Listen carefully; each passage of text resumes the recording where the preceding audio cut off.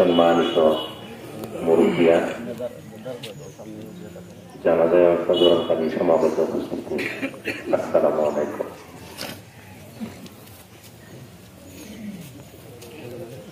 এটাই বাস্তবতা, আমরা আপনারা সবাই জানি।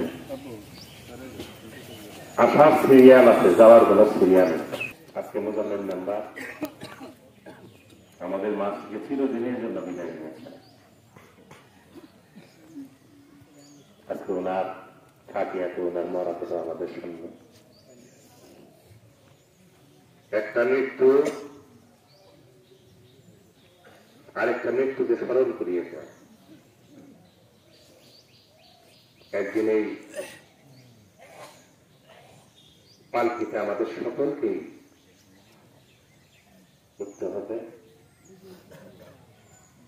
তারপরেও জীবন দশা মানুষ সামাজিক, রাজনৈতিক, পারিবারিক কর্মকাণ্ড করতে গেলে আমরা অনেক ভুলভ্রান্তি করি।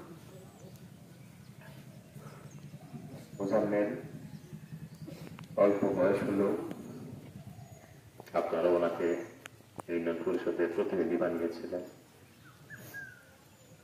আমাদের সাথে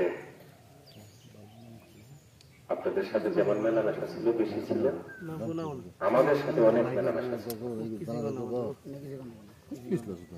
আমার সাথে যতদিন মেলামেশা, যতদিন কথা হয়েছে, ও আমার সাথে সবসময় ধীরে স্থির ভাবে কথা বলেছে।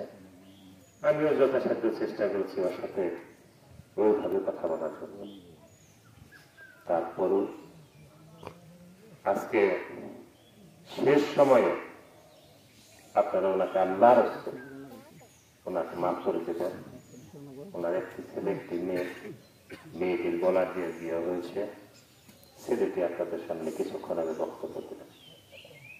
একজন ইতিম হিসেবে তার প্রতি যেন সকলেরই যারা সুদৃষ্টি থাকে, আপনাদের স্নেহ থেকে যেন বঞ্চিত না হয়।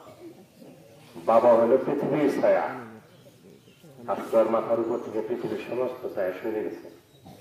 তাই আপনারা আমরা যারা আছি, ওকে যদি আমরা স্নেহের চোখে দেখি, তাহলেও কিছুটা সান্ত্বনা পাবে।